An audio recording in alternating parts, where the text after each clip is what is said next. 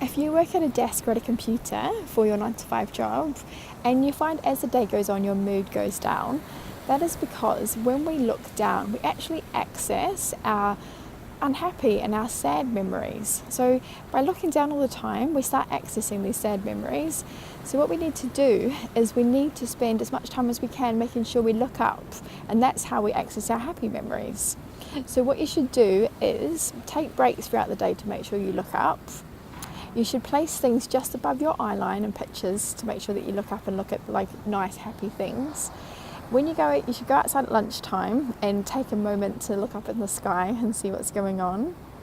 And on your journey into work, you should make sure that you're just having a look up every now and again up to the sky, out the window of the car or the train, and just access these happy memories. It's also very good to go out at lunchtime anyway and go outside and get some natural sunlight, even if it's cloudy, just get some natural light. It's good for you too.